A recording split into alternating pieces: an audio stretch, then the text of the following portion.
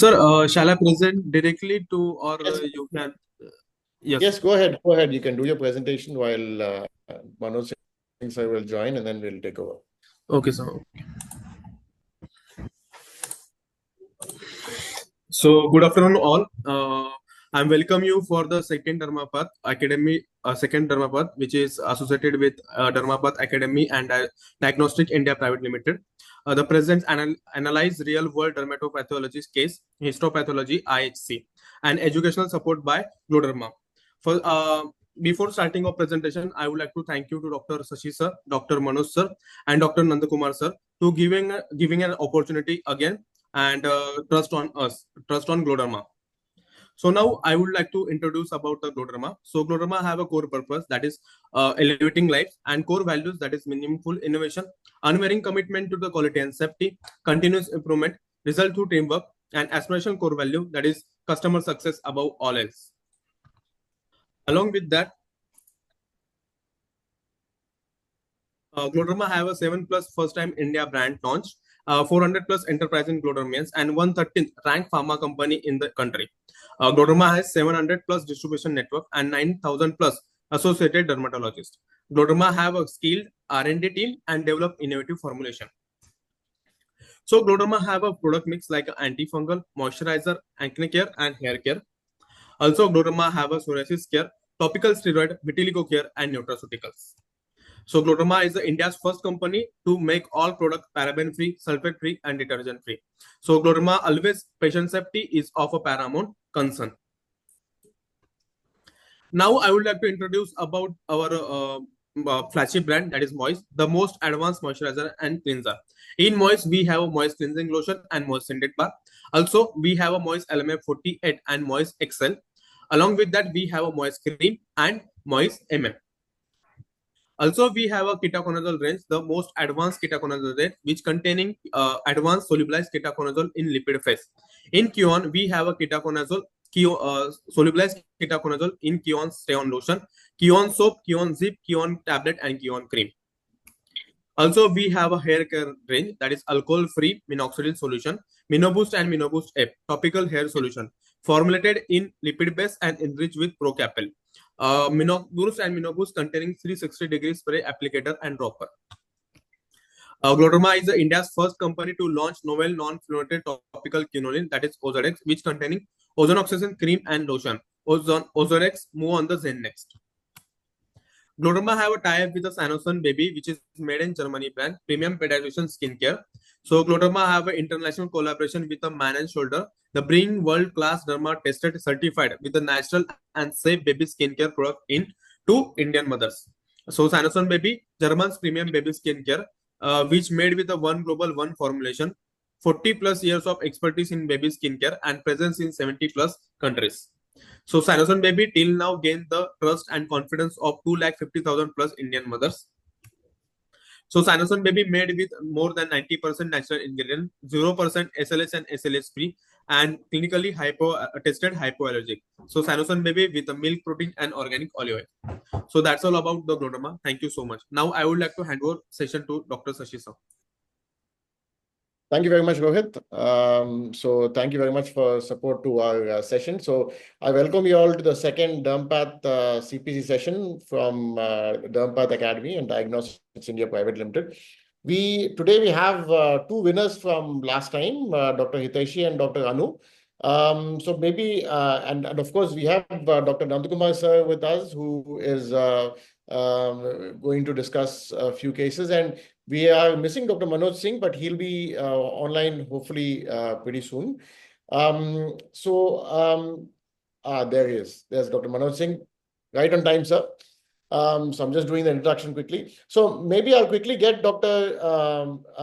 You all know us, Dr. Manoj Singh and Dr. Nandakumar sir and myself. So I'll probably just quickly get the two winners from last time, Dr. Hiteshi and Dr. Anu, to quickly introduce themselves so that we can proceed with the session. Dr. Hiteshi?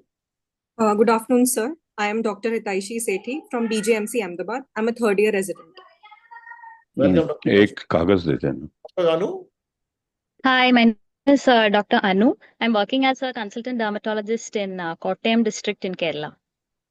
Welcome to this session. So this will be a fairly interactive session. We thought it'd be nice to have the participants in the meeting so that we can go through the cases. So there are 8 cases. We were supposed to have 4 people in the 4 participants in the session, but because only 2 were able to make it, we'll probably give 2 cases each for both of you. And we can go through the session like so. Dr. Nandakumar, sir, do you want to take on the first case and maybe go through that with Dr. Hitaishi? Oh yes, we can. I will share the screen and then I'll go through I'll open the slide and then we can take it that way. Just a second.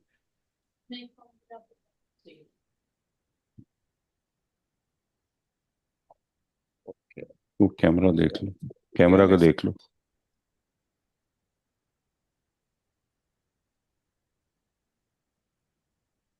Okay, can you see the screen here? Yes, Yeah, sir. I can. Okay. Sir, all yours now. Yeah, Dr. Hitesh, this is the scanner view of the slides. I'm sure that you would have gone through this Yes, sir. day before yesterday.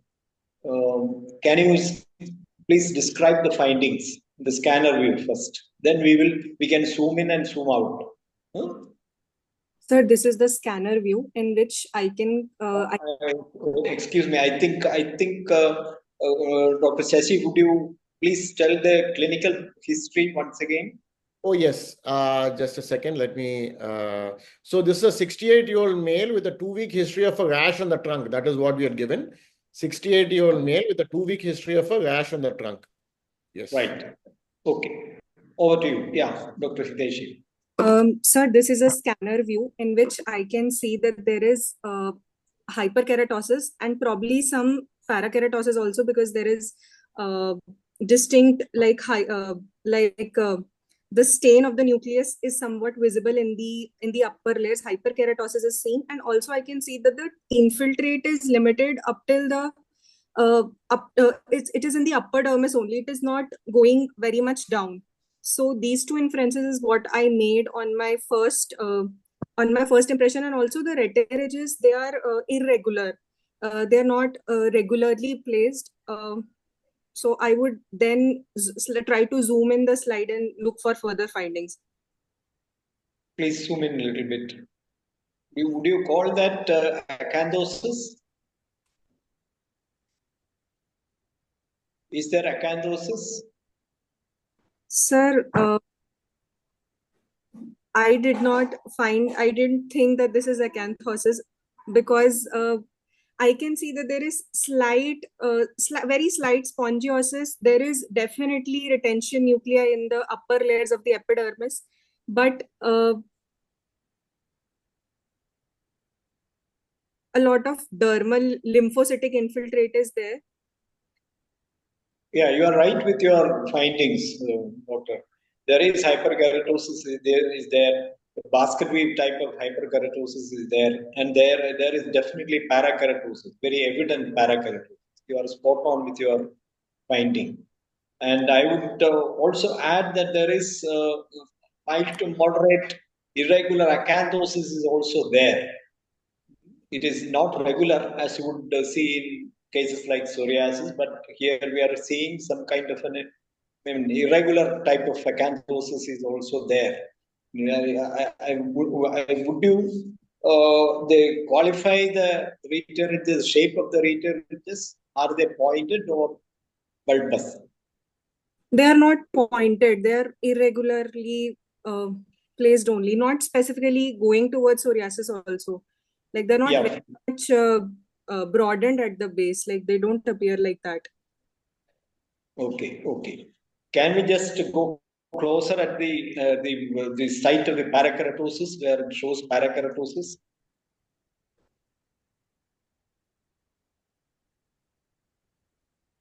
Is that fine, sir? Can we go a little bit closer? The focus of parakeratosis. Right. Can you describe the findings here? Sir, there is retention parakeratosis, which I can see. There is presence of multiple flattened nucleated cells in anything else in between the parakeratotic cells? Sir, I can see pigment. Anything else? Are they all keratinocytes, or are we seeing anything more? Sir, few lymphocytes with. Can we go a bit more closer? I think it may not. This is good enough. But I'll go to a different section. Maybe it is clearer, because if we go that much, it is more than 40x if we go closer. But I see if there's a different section where it looks better. Maybe here we can try this.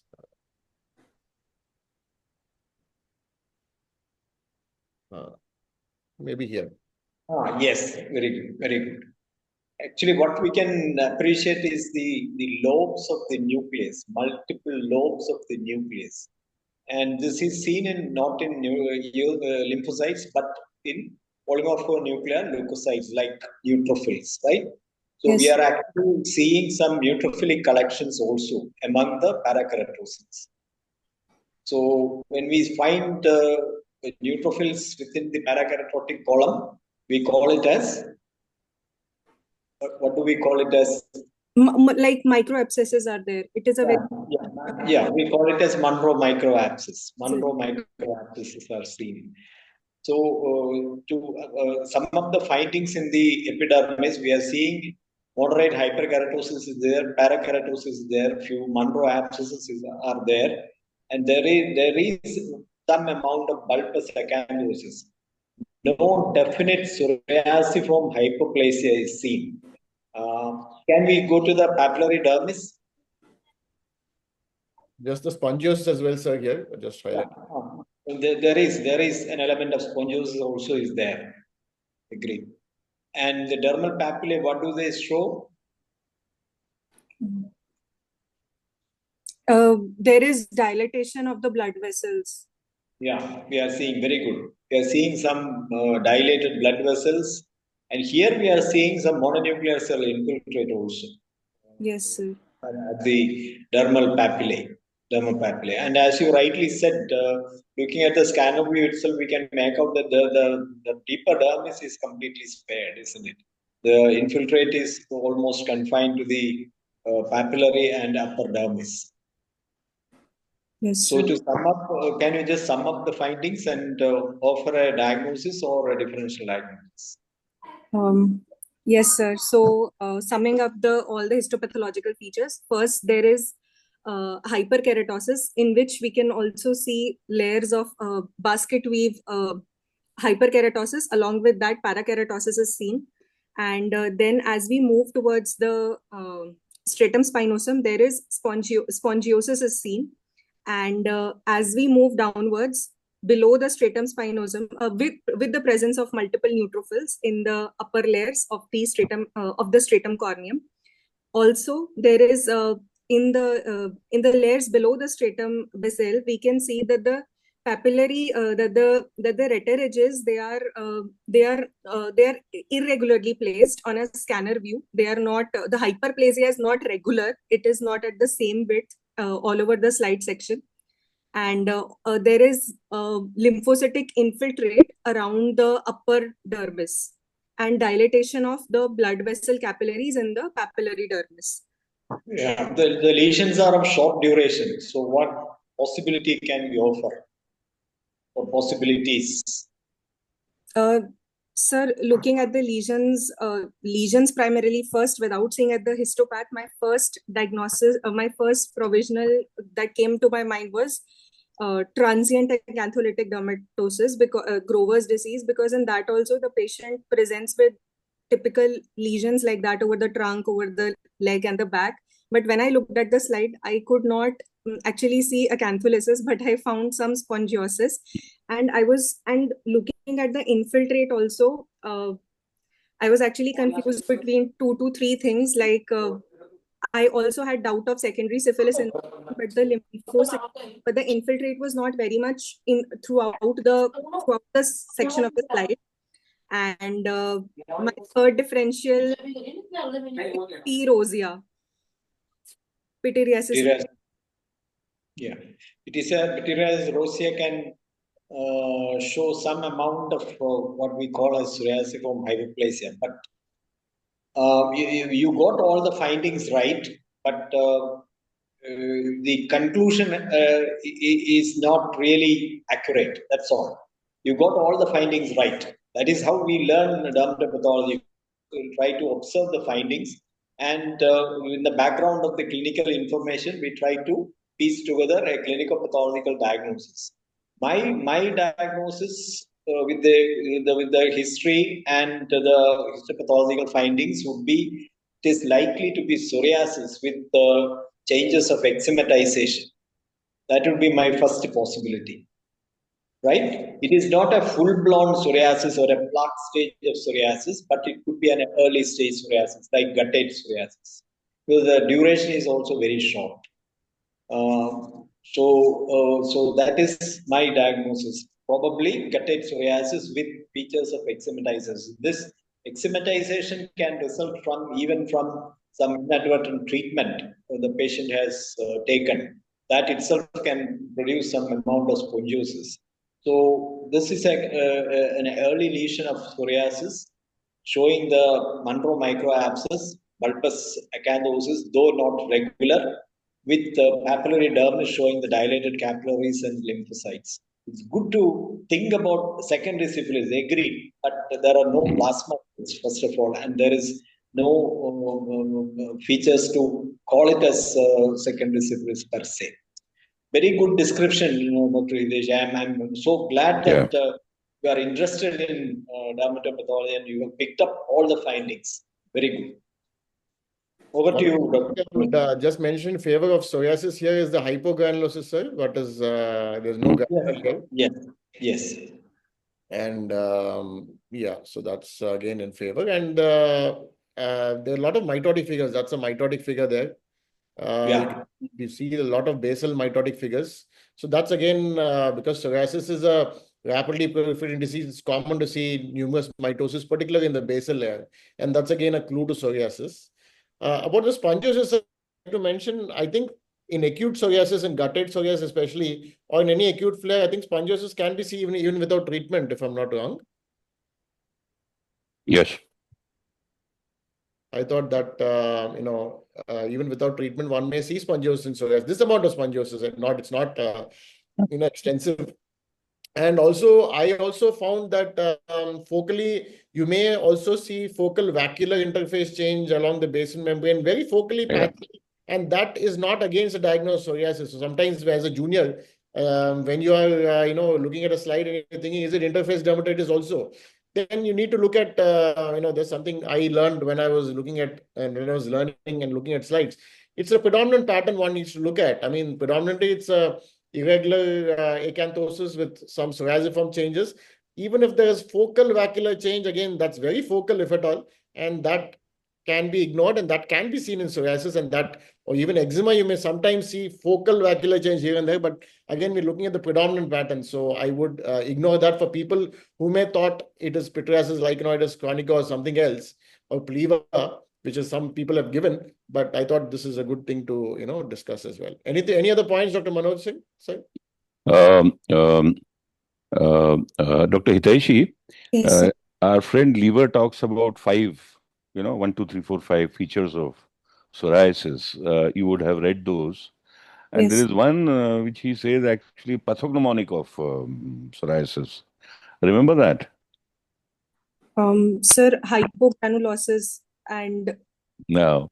Actually, he talks about the spongiform pustule of Kogoj, which is actually something linked with the spongiosis and the lymphocytes going through. Actually, I thought I saw one of those here. So that also is a feature here which supports. And if you had this, as a no history case, that, just discuss the changes and the possible diagnoses, I would like you have done, put psoriasis as the first. I mean, it's a matter of terminology where you call it psoriasis or psoriasiform dermatitis or whatever you want to call it, if there is no clinical history. And then also keep some of the other diagnoses you have mentioned. But as far as I go, this is quite, even despite the fact that, classic psoriasiform hyperplasia is not there. But as you saw, this is actually a fairly acute presentation. So you would tend to see, possibly not all the diagnostic changes which you have for psoriasis. So I think this is fine for psoriasis. And one more thing, probably in the differential, one may think of is probably drugs in a 68-year-old male, acute Yeah. history. You can have psoriasis from drug eruptions, so that's again a differential. But then psoriasis from drug eruptions don't tend to be guttate. Incidentally, what I missed out is this patient also has chronic plaque psoriasis, and he's been on treatment for a long time. He suddenly came up with this 2-week history of rash, which looked very papular, and he never presented with a guttate presentation for a number of years. I've been seeing him, and some of the lesions did look lichenoid when I examined him, and I thought this is lichen planus or some of the drug rash, and that's the reason I took a biopsy in this case actually. But yeah, that's an interesting case. So let us quickly go through the the answers that everybody has put in. Now, it's case 1. So actually, there is a small technical issue wherein we don't know how many people have put in what answers right now, but I know that the majority of people have chosen, guttate psoriasis. Divya? So guttate psoriasis will get, so we are scoring cases out of 1, 0.5 and 0, 0 being wrong, and then 1 being correct answer, 0.5 being partially correct.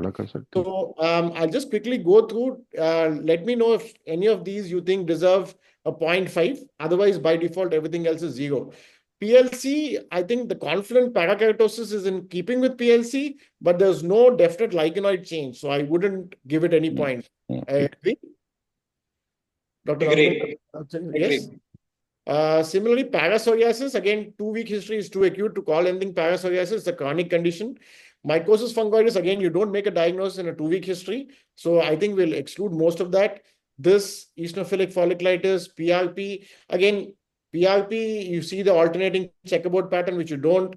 Lichenoid dermatitis, again, I don't think this is a lichenoid. Somebody mentioned, so Dr. Hitachi mentioned pityriasis rosea, which is a consideration, but I don't think that showing endemic syphilis, again, there are no plasma cells, micropapular lichen planus, not really a lichenoid, side effect of drugs. So that is a possibility. So I'm not sure, but without making a diagnosis of a psoriasiform dermatitis, if somebody just calls it drug rash, I am not sure that is really, that can be a differential, but that should not be the primary diagnosis. So I'm not sure whether to give that a 0.5 or 0. I think we can only give 0. The cellular infiltrate is not in favor of a drug. Yes. So allergic contact can be given. Psoriasiform dermatitis, what do you think? Psoriasiform dermatitis, 0.5. 0.5, yes. So these are the answers. We're not going through the entire database of 4,500 diagnosed in the system. We're just going through diagnosed people have given, by the way, for audience who are here. So pustular, MF, pleva, follicular lichen planus, I'm not going through any of them because all of them will be 0. Dermatophytosis can have these features, but again, the history is against this. You won't get papular lesions. Similar lichen sclerophosorum. What about drug-induced subcorneal pustular dermatosis? I mean, I wouldn't call this technically subcorneal pustular dermatosis. There are some subcorneal microabscess. What do you think? No. Yeah, no. Well, actually, drug reaction as such is a very vast histological spectrum. So, I mean, if there is a supportive history, then yes, then I think you may like to consider this. We didn't give any supportive history. We didn't say the patient. But that's fine then. That's fine. But I mean, there's no point reaching out too far. But drug reactions in the skin can be very, very pleomorphic, and definitely, one part may show SCPD and the dermal changes and all, maybe because of drug reaction.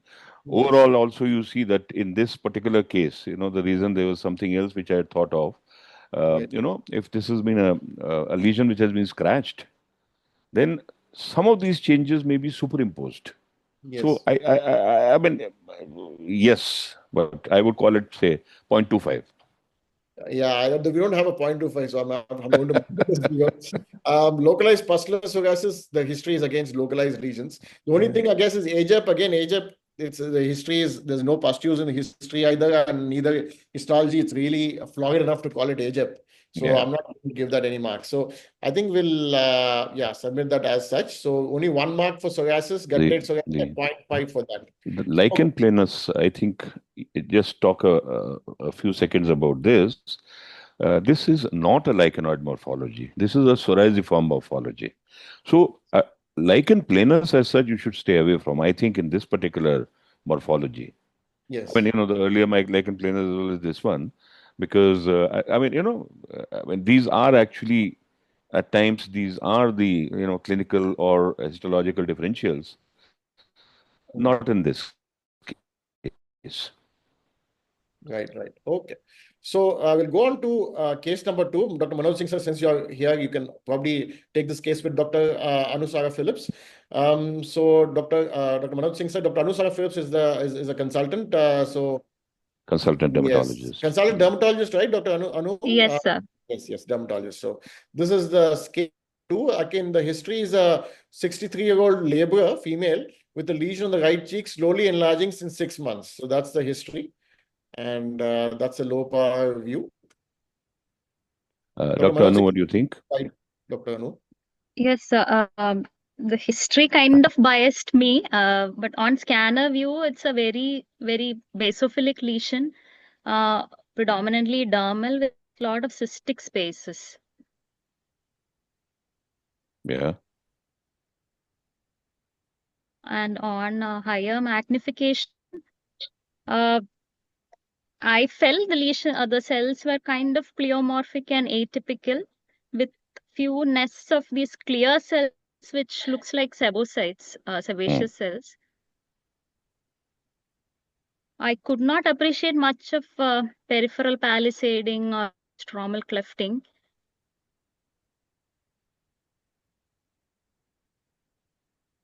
Okay, what else?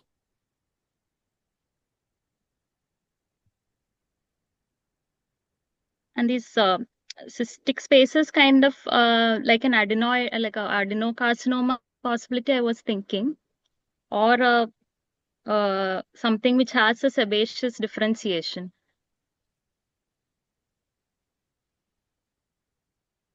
Okay.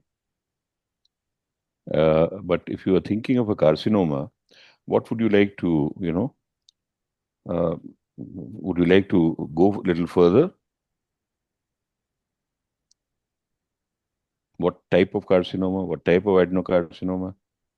So initially I was thinking, because it's a sun-exposed area, it could be a BCC with like a sebaceous differentiation, but not much characteristic BCC features I could find.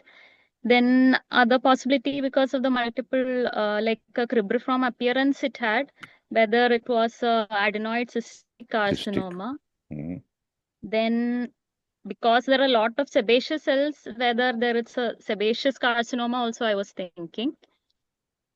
Okay, and then for a carcinoma, did you look at the nuclei? Is there any support here? Mitoses? Few mitotic figures I could see in some fields, but there are two right there. Yeah. There. Yeah, one there. There was one earlier on. And for a basal cell carcinoma, which you had also perhaps thought of, what do you think?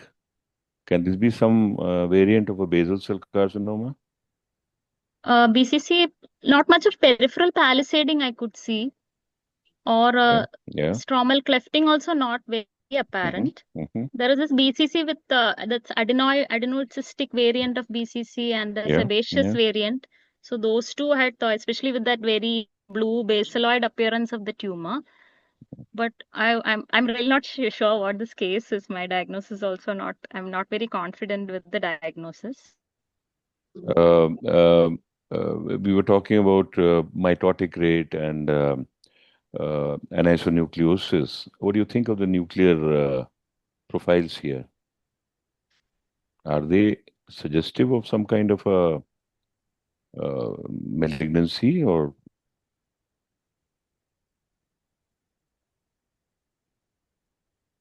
The cells look kind of pleomorphic and atypical to me. You see, you look at the difference of the size of the nuclei. I think that is a definite, pointer to something. I mean, you see this, in these clear cells, look at the nuclei, the shape of the nuclei and the size, and then, things which appear to be mitotic figures. We just move around a little bit, Sasi, please.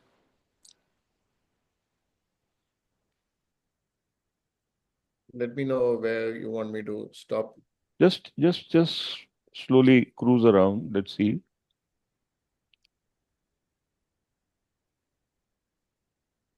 So here, nice and round.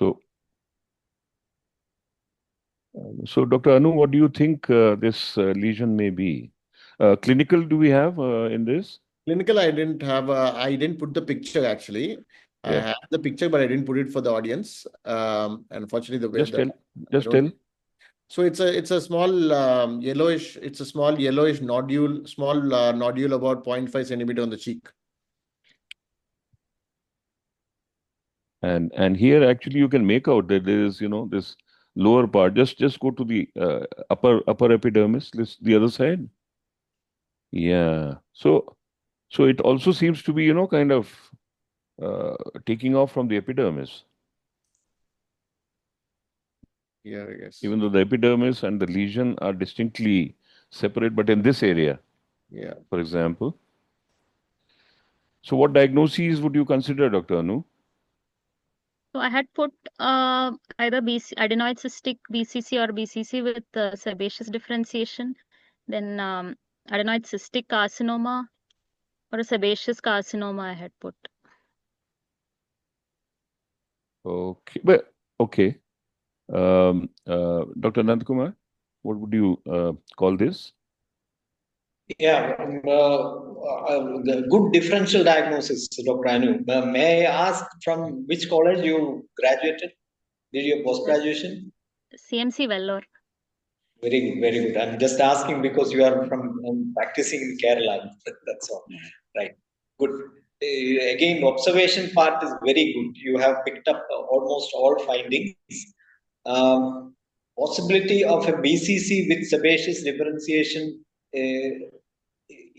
is there. I do agree. But as you said, there are not many baseloid cells, no peripheral palisading, and the nuclei of the cells do not look like that of basal cell carcinoma.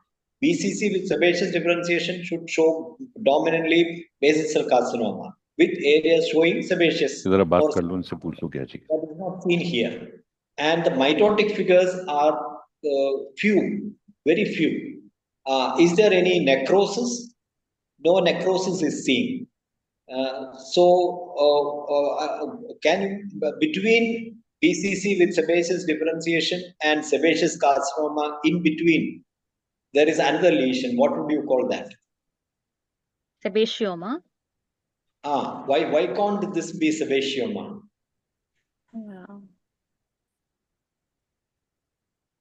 Yeah, it could be sebaceoma. Yeah. Isn't it? The findings are in favor of sebaceoma. Because it doesn't satisfy the criteria for features to make a diagnosis of basal cell carcinoma, and it is not that malignant to call it as sebaceous carcinoma, right? But it definitely shows sebaceous differentiation, and sebaciomas can show cystic change within the tumor. Yeah. So the most probable diagnosis is sebaceoma for me. Sasi? So to me, sir, when I looked at the low power, the main striking feature is this clear, well demarcation. You can see here, it's not really encapsulated, but you can see that there's a vertigage here that is demarcating the lesion, nice around it, and it's a well demarcated lesion. Such a well demarcated lesion on low power is likely to be benign. So that's my first impression on it. And when I go higher power, it's predominantly sebaceous with baseloid cells So I'm thinking it's a benign lesion, sebaceous lesion. So benign sebaceous lesions, I've got sebaceous hyperplasia, we got sebaceous adenoma, sebaceoma. These are the three main differentials I think about. It's not sebaceous hyperplasia because it's a sebaceous, it's more than that. Then mixture of cells. Yes. And then you got sebaceous adenoma where you have less than 50% of cells are basaloid. And when more than 50% of cells are basaloid, you then call it a sebaceoma. So that's my reasoning, how I went through this case. Yeah, I think it's between these two. And I think actually this is benign, despite my repeatedly taking Dr. Anu towards anisonucleases and so on and so forth. I think this is a benign lesion. This is not likely to behave in a malignant fashion because, as Dr. Sasi pointed out, fairly when encapsulated, whatever time it has been growing for, and this mixture of sebaceous cells, I'm not even sure whether those are basal cells or, just formative sebaceous cells or whatever. Yeah, there so could I, be yeah. So I would be happy with a, sebaceoma. Yeah, as long as somebody calls it benign. I think so. Yeah. So I think that it's interesting that Dr. Anu thought there was anisocytosis and pleomorphism. And quite often when we don't have enough slide mileage, and even otherwise, actually, sometimes we say, like beauty is in the eyes of the beholder. ATPR sometimes, especially in melanocytic lesions, becomes much more Absolutely. Yeah. But ATPR is in the eyes of the beholder. When our mind starts thinking ATPR, we tend to see ATPR when there isn't. And that's an important learning point sometimes. Actually, that's why I was leading Dr. Anu on towards anisonucleosis and mitosis and so on. But often we go by the entire lesion and then decide on absolutely. the Yeah. Absolutely.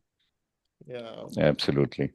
So, yeah, I hope that was helpful, Dr. Anu. Do you have any other questions? Yes. Yeah. No, sir. Okay, fine. So we'll quickly go through the list of differentials that everybody else has put in. So let's see. So sebaceous carcinoma, we're not giving anything. Sebaceous adenoma, I think we're giving, are we giving 0.5 or in this case? I think 0.5 is okay. 0.5 is okay because it's a sebaceous, but then sebaceous adenoma should also be given marks, I think. Then BCC with sebaceous differential, I don't think so. Sebaceoma, yes, we're giving 1 mark. Yes. Yes. Nodulocystic BCC, equine pogoma, BCC, I don't know where actomycos came from. It's maybe a mistake. Steatocystoma multiplex, I guess because there were too many cysts, they called it steatocystoma multiplex. But you don't have the vellus hair follicles, which are usually seen within the cyst, and it's not a cyst anyway, it's a tumor. Clear cell trichoblastoma, again, sebaceous differentiation, somebody has missed that, obviously. Sebaceous epithelioma. Oh, well, I think, Sasi, you had very nicely said a sentence about this sebaceous differentiation. You talked about sebaceous adenoma, sebaceoma, and sebaceous carcinoma. So I think then we should keep sebaceous epithelioma out. Because actually, you see, apart from what we do, the nitpicking about the diagnosis and skin appendage tumors and these tumors and all, the message you are giving on a report is also very clear. You're calling it benign or you're calling it malignant. Yes. That is, I think, an important thing to observe and keep in mind. If you say epithelioma, then, you are giving the impression that this is some kind of a carcinoma. Whatever the differentiation might be. Traditionally is used as a synonym for sebaceoma. It's in the database. I didn't delete it. Traditionally, it's a synonym for sebaceoma, I think. I don't use the term. It's in the database. I think it's better not to use it because, when you say epithelioma, you are actually talking about an epithelial carcinoma. It's not benign. I mean, all the benign lesions, the entire spectrum of benign lesions, you don't call them epithelioma. Even they do all have, some kind of epithelial differentiation. So when you're saying epithelioma, better to avoid the term actually. Dr. Nandakumar, sir, what do you think? No, I think we should avoid the term epithelioma. Okay. And no credit should be given for epithelioma. Epithelioma means a malignant tumor. Done. Okay. So then apocrine adenoma, adenoid BC, rhinosporidosis, cribriform adenoid cystic carcinoma, there is a rationale because it looks a bit cribriform on low power, but then it's not an adenoid cystic carcinoma. So I guess we can't really give any marks for any of these. So basal cell adenoma, No. So adenoma sebaceum, again, it's not. No. Used a misnomer there. So I think that's that. Case number 2 is done. So we've got 6 more cases to go through. So we'll do it quickly. This time, perhaps the next 2 cases we'll do it. I'll do them quickly, and then the last 2 again, if we have time, we can take it up with the guests. Is that okay, sir? Yes. Sure. Okay. So case number 3 is a lesion on the scrotum. 24-year-old male. I quickly go through this. So 24-year-old male, lesion on the scrotum. The slight red herring I gave in the history was that the lesion was recently painful. So that is a slight red herring. You see here that the epidermis is the slight acanthosis, probably not actually, for that is probably normal for the scrotal skin. Slight basal hypermelanose, again, that's again common in the scrotal skin. You have a bit of hypermelanose in the basal layer. I wouldn't give too much importance to that. But then there is a large and low power. If you see here, there's a large blue lesion. It's very well demarcated, but also there is another island of this bluish tissue here, lower down. And it's surrounded by what looks like a pseudocapsule, fiber pseudocapsule. So let us go higher power and see what it is. So the wall of this sort of lesion is made of more like reactive foreign body type giant cells, lymphocytes, these round blue nuclei, and these sort of more epithelioid histiocytes. So you have a foreign body reaction to this sort of bluish material, which is like a big blob in the center. There is no wall really. The entire wall of this so-called cystic lesion, if there was one before, seems to have been replaced by a combination of this blue tissue and the sort of epithelioid cells and the giant cells. Actually, I'll quickly probably ask a question, probably Dr. Hitashi. What do you think this maybe, what was the diagnosis here? Dr. Hitashi, are you there? For me, my first diagnosis was that this appears intensely basophilic. Like, yes. It's like a blue sea, and considering the site was scrotum, firstly, I was thinking in terms of calcinosis in the scrotum. Absolutely. So that you're spot on. There's no cell here. You can't see any cells here. It's just a sea of blue. This is basically a calcium deposit. What do you think is the etiology of idiopathic scrotal calcinosis? Firstly, repeated trauma, then post sebaceous cyst, which can get calcified. Yes. Absolutely. I think it is well known that, I mean, people call it idiopathic scrotal calcinosis because the term has been in vogue for many number of years and the name hasn't changed, but it's not really idiopathic. We know that clinically also, these patients have got multiple epidermoid cysts on the scrotum. They've got multiple cysts on the scrotum. And one of them, if you biopsy them, this is hard, it turns out to be calcium. So this is basically a calcified epidermoid cyst. We know the etiology, but the term idiopathic has not changed because people have been using it and they've become used to it. Any comments on this, Dr. Manoj Singh, sir? I would not consider a traumatic lesion in this. Trauma doesn't cause this, In the scrotal region, if there is repeated trauma, you will have testicular changes. That is different. But this, something in the dermis is not the effect of repeated trauma. So, actually, I had occasion to do a little work on calcinosis of the skin, and you have those smaller causes, electric shock and this, that, and the other. But in our experience, by far the commonest thing is a calcified cyst, and that is supported by the fact that if the clinician looks very carefully, I mean, this is the lesion which the patient has presented with. You look around, you'll many times find, other cysts, as Dr. Sasi had mentioned. You will find cysts which are not calcified in the same patient.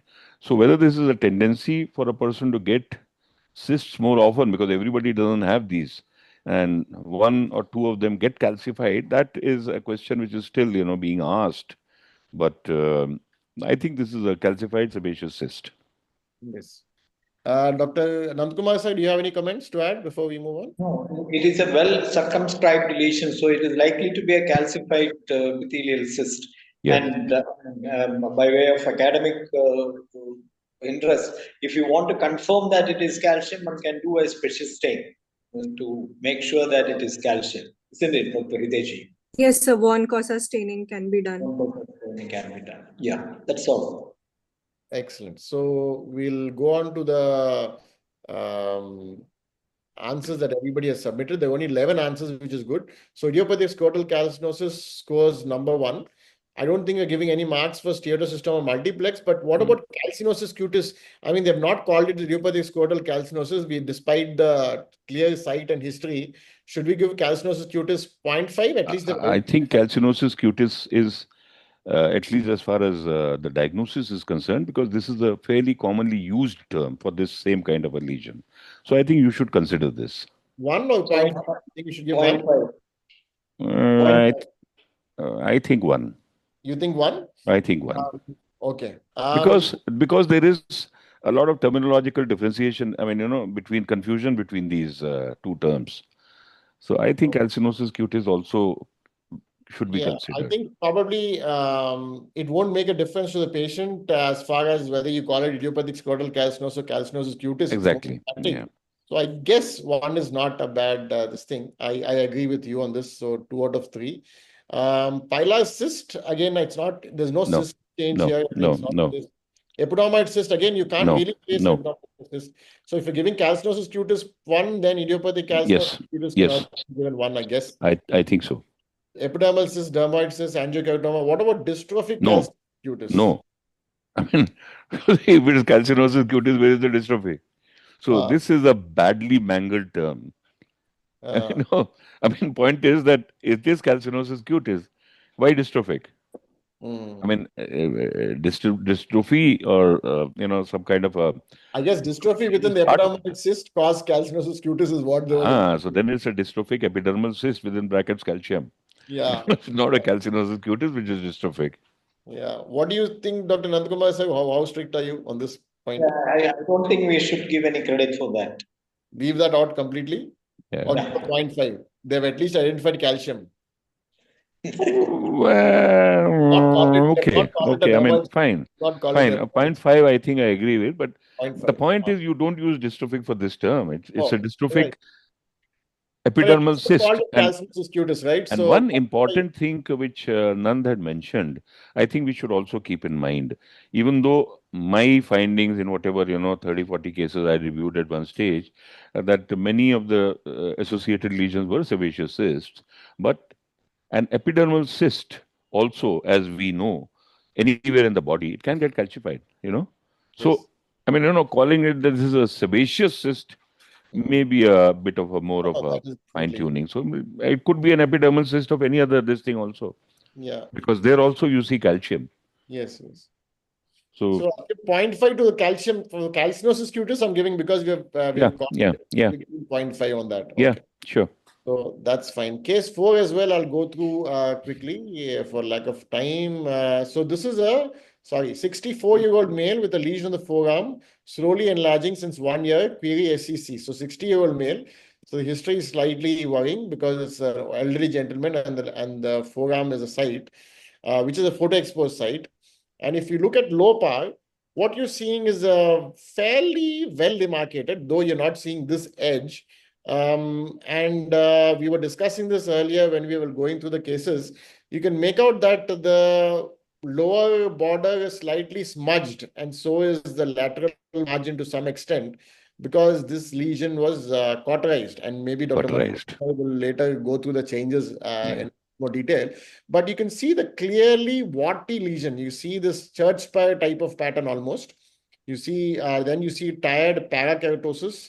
So here you see the parakeratotic columns, and that is pretty typical actually, and church spires type this thing as well. And so what we are worried about is this malignant, and that's what we're looking for.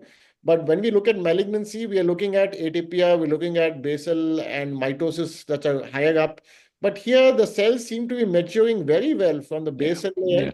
They're going up like a normal epidermis would. There was no dysmaturation, nothing in the way of mitotic figures either, though there are a few here and there, maybe some dyskaryotic cells are there, but what you can see here is coilocytes and also some hypergranulosis. Yeah. So coilocytes, hypergranulosis, typical warty growth, and nice, what you're seeing here is a clear base. There's no infiltration, clear side-to-side demarcation. This is what is a viral wart. It's just a simple wart, no other fancy, things going on here. But Dr. Manoj Singh, sir, you want to maybe teach this point here about the cells and the pattern?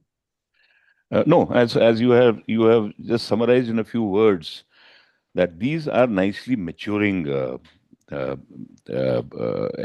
squamous cells, and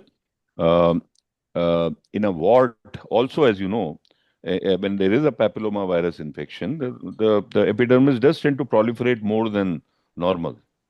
So whether these little bit changes are caused by that, and you don't get upset by this. If there was no suspicion of papillomavirus, then you'd say, that little bit of the lower epidermis is showing dysplastic features and this, that, and the other. The upper ones, of course, are because of that severe papillomatosis and church spiring.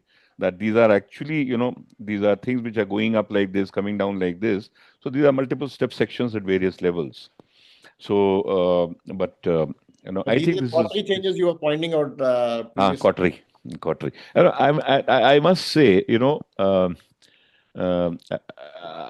the past 4 or 5 years, I am seeing that electrocautery is being used much more commonly than was used earlier in my institute. So this is a change which I am remarking on in more and more cases. Perhaps, as you have said, we'll just have a look at. We'll put some of these cautery changes or artifacts. I've got actually at some stage, if you say I can take a thing on artifacts in dermatopathology also, and I've got just a few slides on cautery changes in that presentation. I think I should put in some more. And as you rightly said, the bluish thing of the collagen is the cautery change. And here, Sasi, what you were saying just now, this is actually a streaming of epidermal cells. And many other cells will show this streaming artifact. If you have say, for example, something like a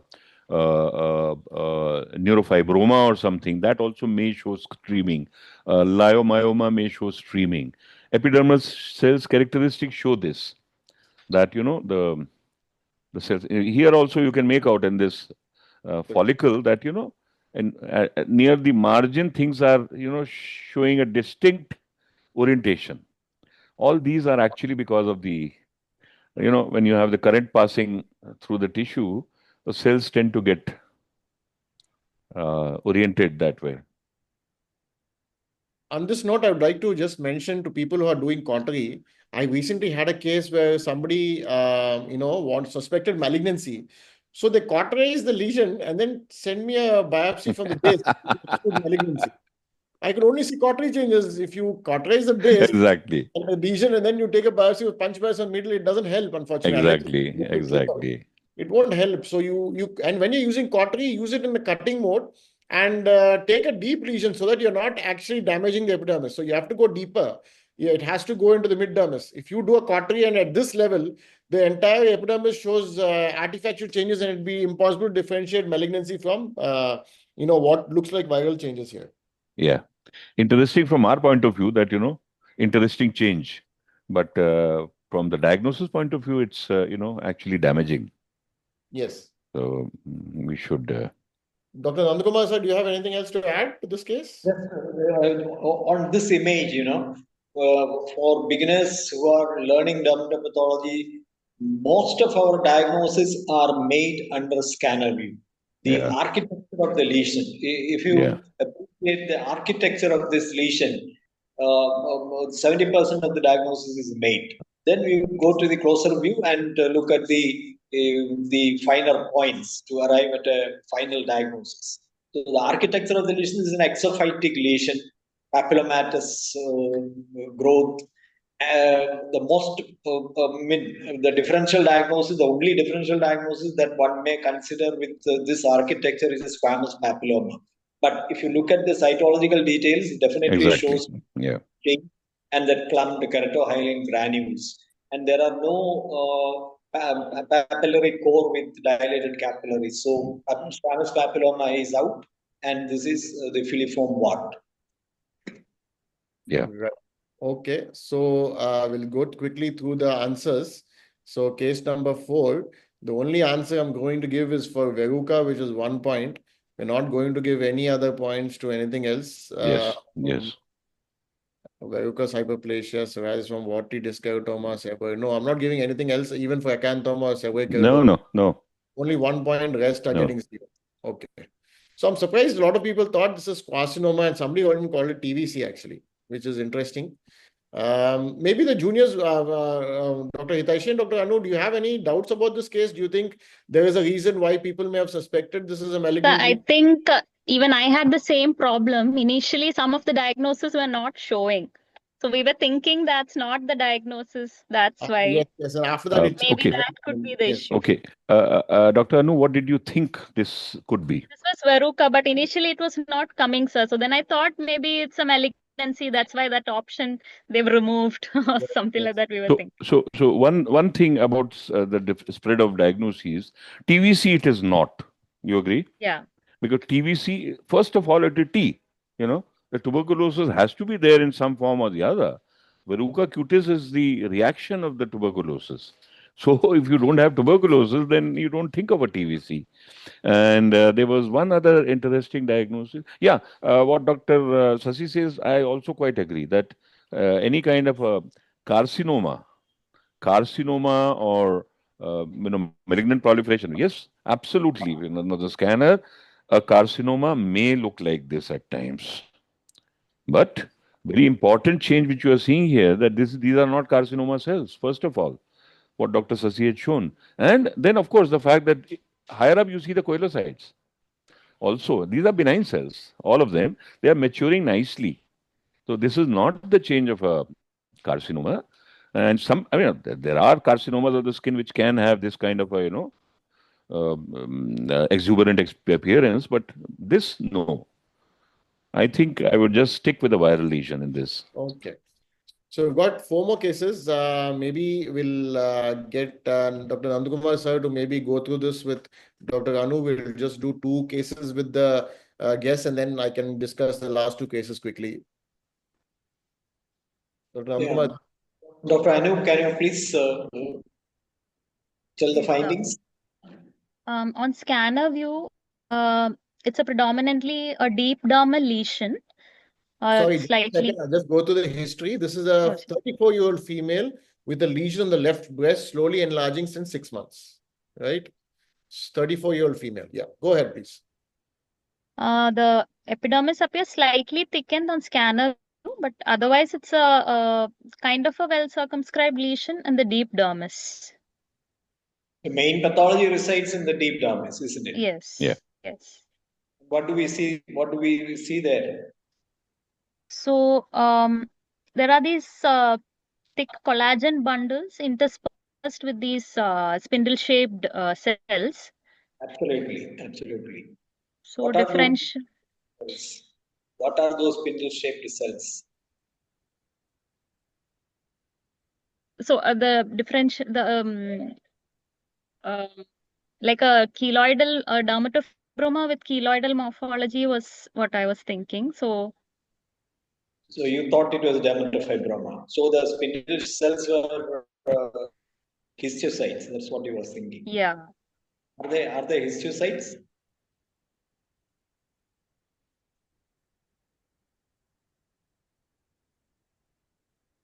You thought of dermatofibroma. It's a possibility, isn't it? Yes, sir. It is a reasonable possibility. There's nothing wrong about it. And what do we expect? 50% I gave to DF and 50% to a keloid. Very, very good. Even we would think on those lines. Yes. We would think on those lines. It is more in favor of a keloid. Why I'm saying we are not seeing any epidermal changes usually associated with dermatofibroma, isn't it? And it's a kind of a nodular lesion. Of course, dermatofibromas can also be nodular. We are not seeing any histiocytes per se. I would expect some amount of cells, at least a few cells with more plump nuclei. Here, the nuclei are actually spindly, isn't it? They look more like fibroblasts rather than the histiocytes. We are not seeing any multinuclear giant cells. Agreed, there is interspersed with collagen, haphazardly arranged collagen. I would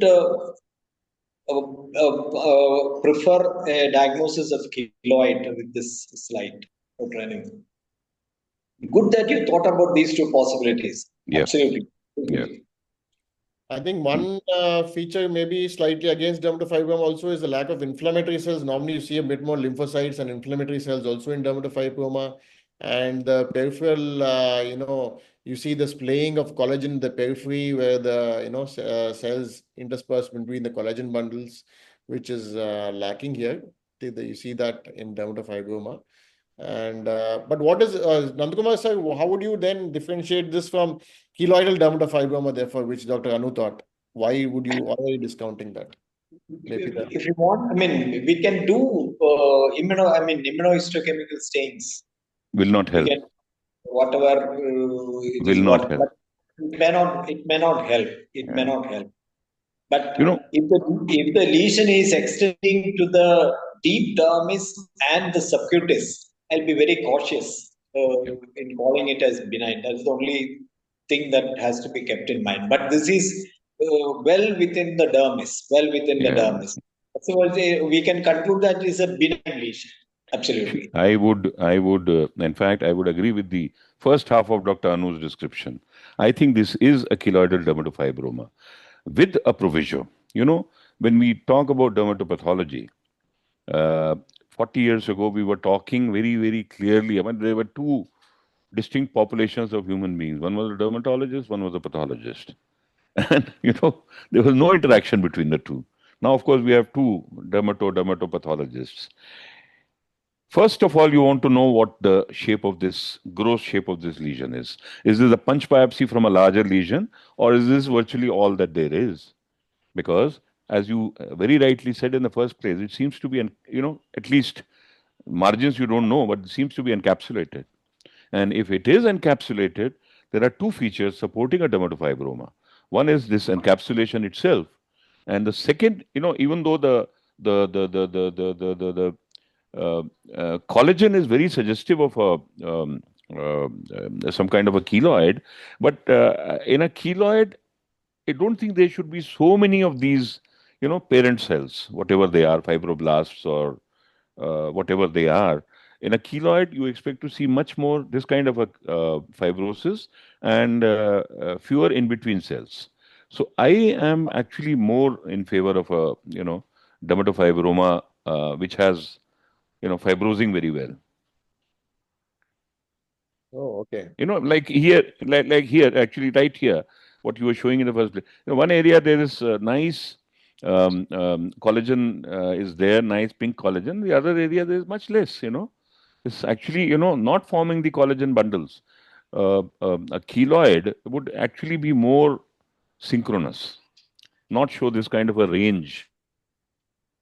I personally don't think, in dermatofibroma, you expect much more inflammatory cells. And usually in dermatofibroma, the cells are not syncytial, almost, here you see the cells are...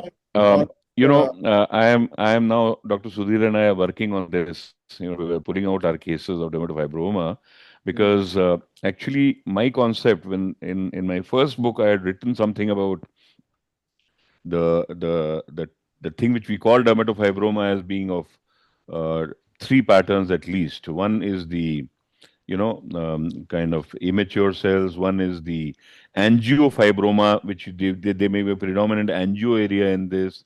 And then there is the fibromatous area, which is, I mean, this is actually even gone beyond that. This is 3.5 or something because of the collagen bundles. And you have different differentiations in a dermatofibroma. And what Dr. Sasi had said about what Dr. Nand had said about the immunohistochemistry, the CD68 is a very, very funny thing. It is described in dermatofibroma sarcoma protuberans, DFSP. But in dermatofibroma, it may or may not be present. And if it is present, 10 minutes, please. If it is present, then it may be present around the periphery, or it may be very focally present. So CD68 is the one which is likely to be indicate anything in this. So immunohistochemistry is not really greatly helpful in this, but we are working on that. So perhaps in 6 months we'll have some, something to report to you. Dr. Nandakumar sir, are you giving, so let's go through the marks, see what everybody thinks, and then maybe we can see how many marks to give for each. So case number 5 is this one here.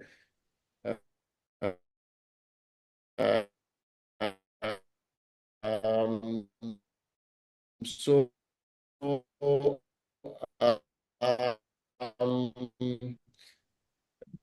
dermatofibroma, I don't dermatophysic scar. Are we giving any points? I don't think it's hypertrophic scar will not be so severe. Yes, and even if it is the collagen is clearly keloidal, so I don't think hypertrophic scar will light up. Absolutely. Do you agree? Yeah, I agree. Okay. Collagenoma, somebody looked at the collagen and thought collagenoma, but then I don't. Bad term. So, leiomyoma, I can understand why they thought, but no, it's not. It's not a leo. Collagenous fibroma, again, they identified collagen, but I don't think bad it is. terms. Yes, keloid. I'm going to give 1 if everybody agrees. No, I think you should give it a half. I'll tell you why. Keloid, usually you don't see so much cellularity. I mean, the collagen bundles are quite like those of a keloid, but they have so many intervening cells surrounding those bundles also, then other present in almost kind of sheets and all. So I would call it half. I actually call this a keloid, sir. I think this is a keloid clinically as well as histologically. I call this keloid. So let's take a vote on this. That's how. Which is why I had asked in the first place what the overall size of the lesion is. Because that encapsulation may be fallacious. Yeah, this is a punch biopsy from the lesion. It's not the cellularity depend upon the age of the lesion. That's true. That's true. How big was the lesion clinically? I don't know what I kept as a history.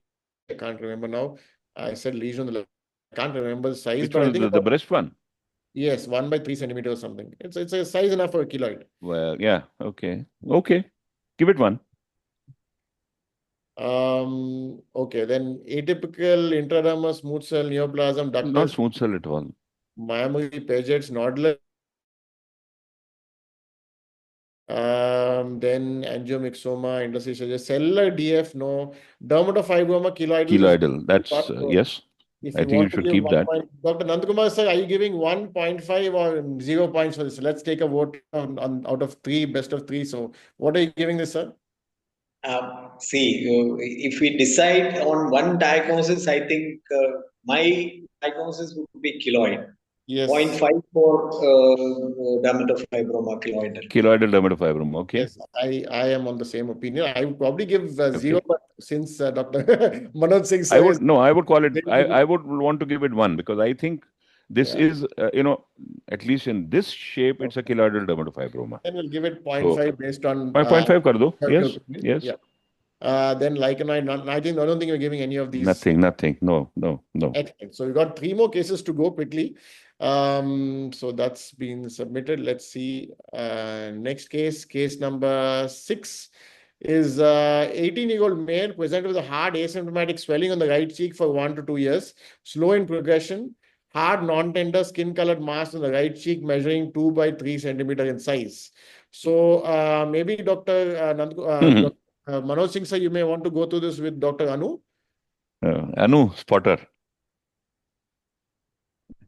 pilometricoma. Let's go to the next one, man. They'll show the diagnosis. So, Very good. yeah, I think easy. I mean, there's no point describing this.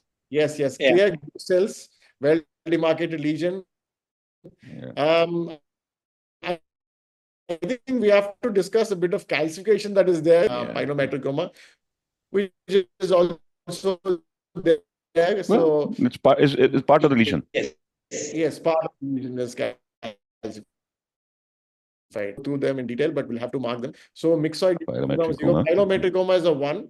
As 1. Fibroma, adenoid Calcified pilometricoma. Okay, I mean, it's an unnecessary thing, but you can give 1 there. Yeah, so that's fine. Then somebody trichomoniasis, BCC, sarcoidosis.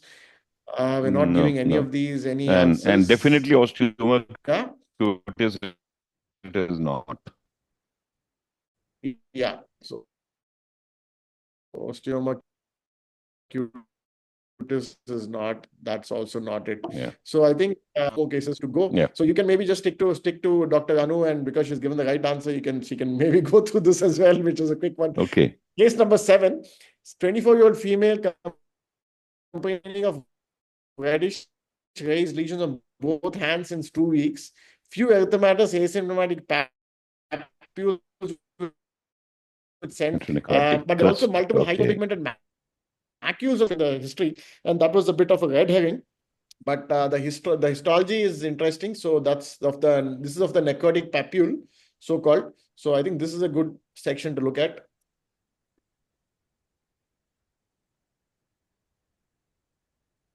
Sir, on scanner view, you can appreciate some predominantly superficial dermal infiltrate, probably perivascular. Some interface dermatitis and epidermal changes can be made out, but not very clear. You will go closer. Yeah. Yeah. So there are areas of focal parakeratosis, vacuolar interface change, some pigment incontinence, predominantly lymphocytic dermal infiltrate, perivascular also. Lot of extravasated RBCs are also seen. Yeah. Dr. Anu, what is the structure? You may want to comment on that. Right in the middle, I go low power so that you can maybe try and figure out what the structure is. There is something. Sweat duct? Yes. Sweat gland, yeah. Yes, it is possibly, yeah. That is a sweat duct. Nice sweat duct. You can see that going through, and you can see the sebaceous. The sweat, the eccrine glands lower down from which the sweat duct. There it is. A cross section of it cruising through. That may be another cross section, or maybe not. That's not it. But yeah, you can see the duct going up here. Yes. Any other findings? I'll go to the other section. See if there are any different findings here.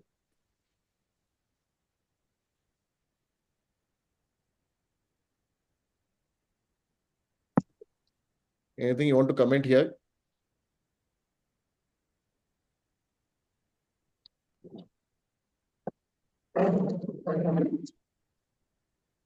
Dr. Anu? Not much of necrotic keratinocytes. I was thinking more of a pityriasis lichenoides spectrum. Cleaver. Yeah, but not much of necrosis. Yeah, actually the dermal change is quite marked here, isn't it? Here you can see, the blood vessels here, I guess. For dermal changes.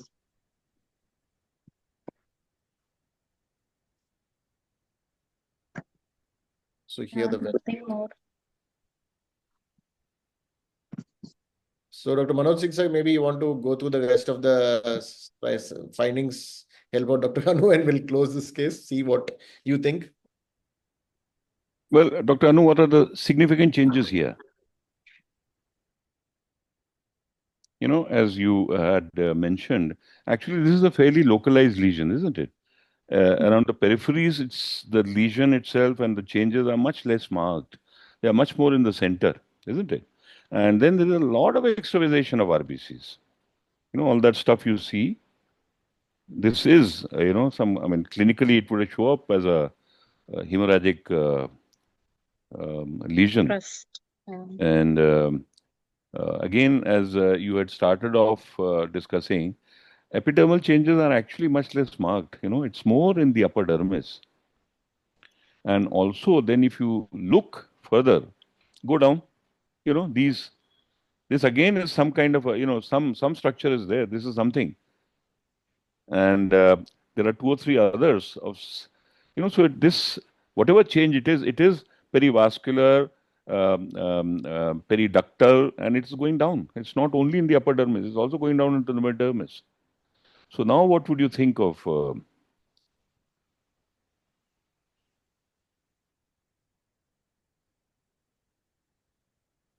example, would you like to see a acid-fast stain in this? Oh, okay. Yeah, like a granuloma. No, I don't think so, actually. I don't think so.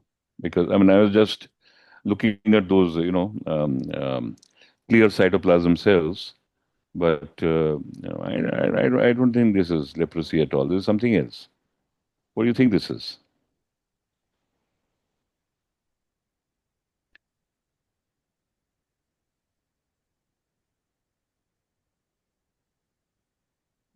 Dr. Nand, Dr. Sasi, any opinion on this? Sir, to start first. Nandakumar, sir, you can go ahead. Yeah, it's actually, the cells are oriented around the papillary dermal capillaries. Yeah. And compromising their integrity. That is why there is so much of extravasation of RBCs are there. You see, the mid-dermis clearly shows that perivascular infiltrate is there. I agree that it is the overt features of vasculitis are not present, but there is definitely an element of vasculitis. Perivascular infiltrate with and extravasation. Extravasation of RBCs and the epidermal changes which you rightly mentioned. Correlate that with the clinical findings and what diagnosis do we arrive at?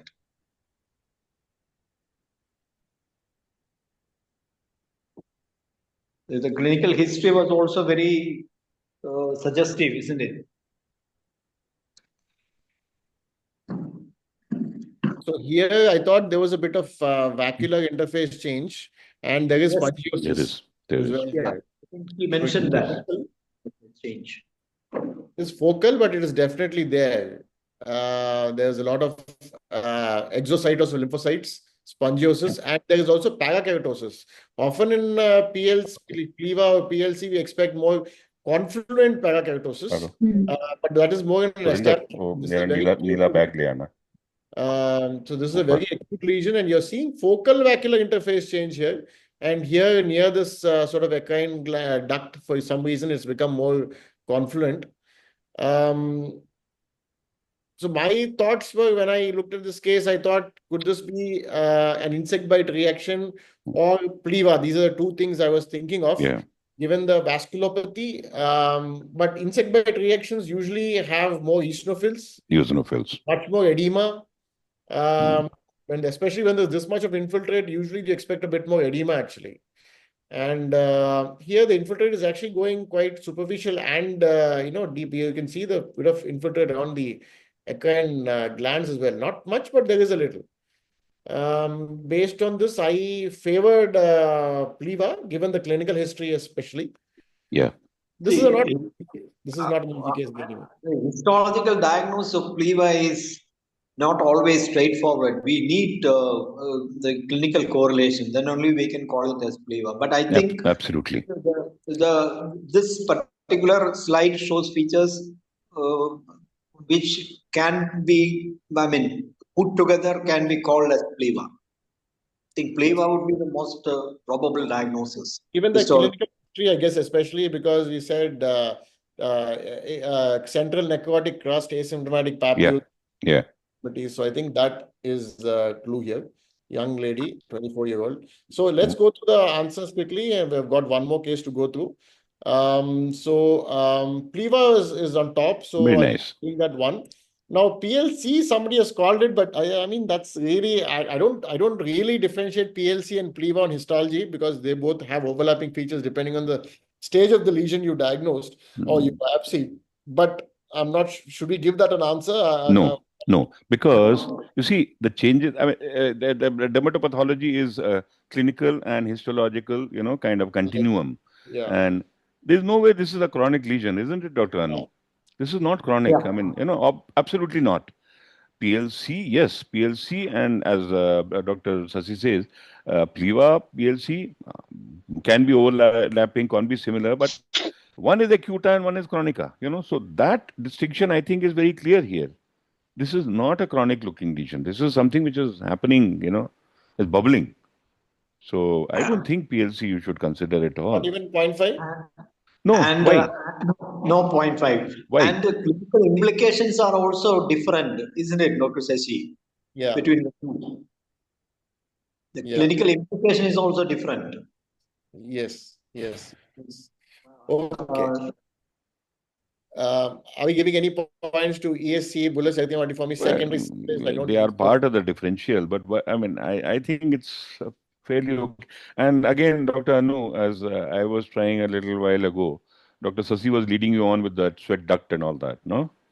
Because actually, that sweat duct is a misleader. I mean, you have a skin where it is such a large lesion and there are sweat ducts there. And obviously, something will be adjacent to a sweat duct also. I don't think the sweat duct is part of the, primary pathology here. Also involved. Maybe, yeah. But that's not part of the pathology. No. Papillonecrotic tuberculosis, there's no necrosis here at all. Not histological anyway, and it's not, it doesn't look like that.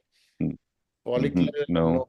Cutaneous tuberculosis, no. Leash, leprosy, MF, PLE. I don't think so. PLE, I mean, there's a superficial and deep infiltrate which is tightly hugging and a bit of. PLE will not be so focal and localized. As I was trying to show, I mean, I said the peripheries are pretty clear compared with this central lesion. So I don't think you should think of any one of these generalized kind of a thing. So vasculopathy, thrombotic, I don't think there's enough to call it a. It's not, as you rightly said, for insect bite, you'd like to see also eosinophils. Either it's a very acute insect bite, in which case there will be a lot of edema, or it's, after a few days when you'll see a lot of eosinophils. So both of them are here, they are not there. Yeah. We're not giving any points to that? Dr. No, I don't think so. Has anybody made a diagnosis of vasculitis per se? Only thrombotic. Only vasculitis. No. No, not thrombotic vasculitis. No. So, okay. So I'm closing the case here. So last case to discuss then. So this is 80-year-old male. This Palm and soles. Itching and painful skin lesions of palms and soles for 3 years. History of bleeding and fissuring from lesions using betanoate cream for 2 months. Hyperkeratotic, well-defined plaques with silvery white scaling, deep fissuring over both soles and palms and proximal and lateral nail folds. Nails show coarse nail pitting and trachonicia. So I think clinically there's no doubt about the different diagnosis.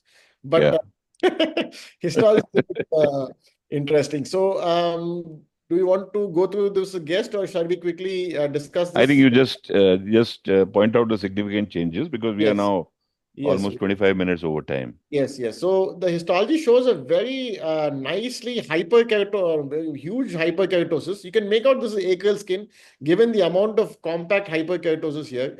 Lot of acanthosis. The epidermis is acanthotic. So there's definitely acanthosis, compact hyperkeratosis.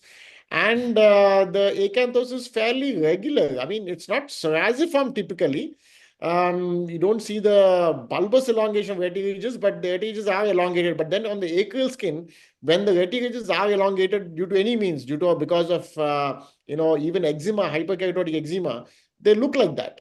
That's not necessarily psoriasiform. There is a lot of parakeratosis, as you can see here, and there is hypogranulosis. But what is striking to me is the amount of spongiosis. There are spongiotic vesicles here. Yeah. A huge spongiotic vesicle. And given the amount of vesiculation, you would actually think about Pomphylix eczema. That is how, florid the spongiosis is. There is a papillary-dermal lymphocytic infiltrate, of course, few dilated capillaries. But looking at the histology alone, I normally look at the slides blind. And when I looked at this blind, I thought this.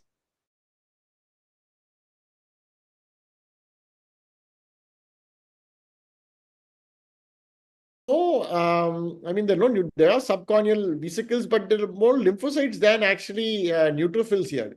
Yeah. There are no Monroe's microabscesses. There is hypogranulosis and parakeratosis and hyperkeratosis, but serum crust is there. But these are lymphocytes and some Langerhans cells maybe. Lot of spongiosis. I actually thought hyperkeratotic eczema on low power, and when I looked at the history, it was classical psoriasis. So based on CPC, and this is where CPC comes, we know that axial psoriasis can look like eczema, and it all is the main reason I thought putting up the slide would be interesting. So please share your thoughts on this.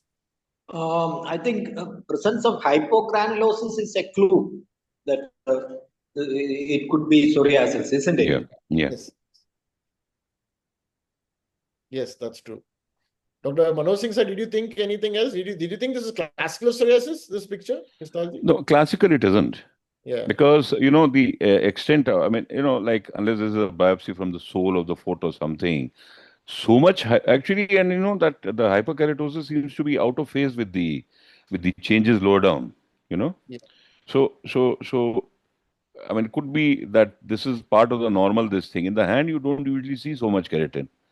So, I mean, either this is from the foot or something, margin of the sole or something. Because, these changes are not seen parallel changes are not seen up there. So, I think looks like a psoriasis to me.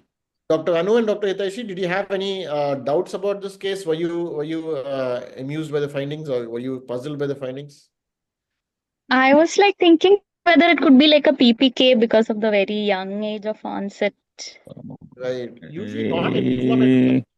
And also because of the clinical picture that was given, that was pointing more towards PPK. Clinical. It was like a pachyonychia congenita with the trachonychia and all. So, but I think there were for PPK. Would you see these changes in the upper dermis and the epidermis? In the epidermolytic variant, Perhaps. There you have epidermolysis. There's a lot of very acute changes. Tremendous spongiosis, and some of the upper things are actually looking like vesicles also. That is, in this thing with the clinical changes. Yeah. So, I guess we'll see what everybody has answered. So, number 8. So, achial psoriasis, we're giving 1 point for sure. Yeah. Plus psoriasis, I don't think so. There's no pustules to call it palmopustule pustulosis. Hyperkeratotic hand and foot eczema. Are we giving any marks for this or not? Given the clinical history, I don't think we should, because we have the whole point of this case was CPC. But I'm happy to budge. What do you think, sir? Nandakumar sir, Manoj Singh sir, what do you think? Based on the histology alone, I think we can give 0.5 for. But he's given the clinical history also. The history and the class. Yes, with CPC, yes. And the clinician has posed the question: is it eczema or psoriasis? So you have to suppose give an answer, and you call it hyperkeratotic foot eczema. The management and the entire path may be different. I agree. Okay, all right. Yeah. So no credit for hyperkeratotic eczema. Yeah, that's why I thought no credit on this one. So keratodermas, again, I don't think so. Chronic spongioddermatitis, for that same reason, I don't think so. LSC, psoriasiform keratosis, diffuse palmoplantar keratoderma, circumstrized palmocalantite keratoderma. I don't think I'm giving any marks for this unless you have any strong feelings. I think we'll just... this has happened in one of the earlier cases also. Just go to number 8 or so. No, 6. I have an issue with whoever has called it dermatophytosis. Because please see this slide again. I mean, for dermatophytosis, you have to have a fight, no? I mean, there's something which is suspicious of something. You can't just, say that these are the secondary changes in a dermatophytosis. So, I think you should look at this slide carefully. Because when you're saying this, you're saying something suggestive. Okay, you might do other stains and so on and so forth. But on HND, I don't think you should. It will become interesting once you put in negative marking. Well, yeah, we may come to that, but please be careful. And as also has come out in these 8 cases, the fact that there are terms which are loosely used, and you might lose at least 0.5 mark because you have used a term which is what terms you use also. Yes. So I guess I'm submitting this. The results will be out in a few hours' time once we analyze it at the back end, and we'll post the results on the website and email all the participants. Unless there anything else anybody wants to add, Dr. Nandakumar sir, do you want to add anything else before we conclude the session? No, seriously consider 0.25 also. Also, I think that's a good idea. Okay. Sasi, onwards we put in 0.25. Yes, put in that also, because if somebody is, kind of approximately on the track or something, and, we should not just say only 1, 2 and finished. So, okay. Partially. And Nandan, how about 0.75? The 3 of us will be arguing whether to give 0.75 or 1 for most of That's the okay. cases. That I'm very happy to argue about such issues. But I mean, if you're doing 0.25, then we should also, keep that somebody either not use the correct term. Yeah. Why you mentioned 0.25 is, it encourages beginners, though they have picked up some findings, not exactly the diagnosis, but you give some credit for that. When people I think go 0.75 on that count, so somebody in that calcinosis case, somebody called it idiopathic scrotal calcinosis, they get 1. Calcinosis cutis would have got 0.75. I think that is a good. My country has run. Yes. So I have. I'll talk with you on the phone. So I think 0.75, as Dr. Manoj Singh sir said, is also. So what about your opinion, guys? Dr. Hitaishi and Dr. Anu, how do you feel about this session, and do you have any feedback?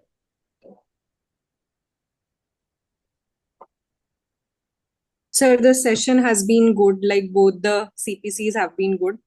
Just that the sessions mostly have been towards tumors, benign neoplasia, and also towards malignant neoplasia.